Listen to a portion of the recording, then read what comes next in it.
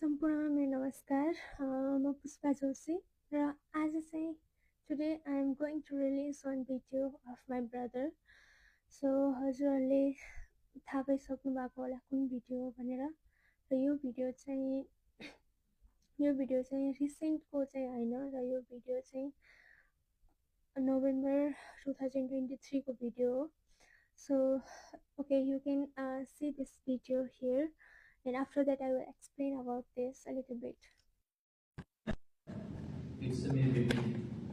ارفع هذا لفوق هيك.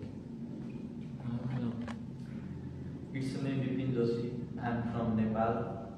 I'm 23 years old. I came into Israel 25 days ago. I came here for Orman and Loan program. I'm a student. I work in agricultural farm in citrus and lemon farm.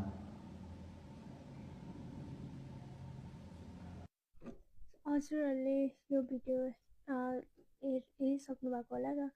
यो भिडियोमा चाहिँ दादाले यो video चाहिँ specially आइडिएफले चाहिँ operation गर्दाखेरि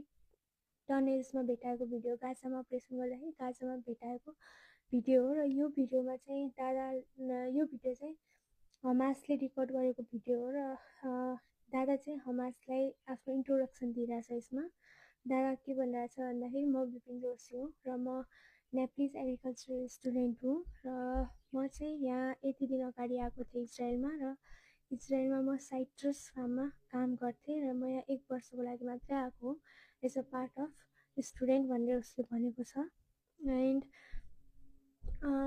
आज चाहिँ धेरै मान्छेहरूको लाइक दिमागमा एउटै क्वेसन आइरह होला कि आज चाहिँ यो भिडियो ओल्ड भए पनि आज चाहिँ किन रिलिज गर्नुभयो भनेर सो द आन्सर इज अहिले चाहिँ we are in powerful country we are in USA and USA one of the powerful country हो वर्ल्डमा सो अहिले चाहिँ यहाँबाट रिलिज गर्दाखेरि के हुन्छ एकर्डिङ टु मी मैले के कुरा सोचेर रिलिज गरेको कि अहिले चाहिँ हामी पावरफुल कन्ट्रीमा छौँ र नेक्स्ट थिङ इज अहिले चाहिँ यहाँ काइरोमा चाहिँ नेगोसिएसन टिमहरू चाहिँ टेबलमा हुनुहुन्छ र उनीहरू चाहिँ सिज फायरको लागि मिटिङ बसिराख्नु भएको छ र मेबी मैले यो भिडियो पब्लिक गरेपछि यो भिडियोले चाहिँ उनीहरूलाई अलि एउटा प्रेसर टाइप क्रिएट हुनसक्छ र उनीहरूले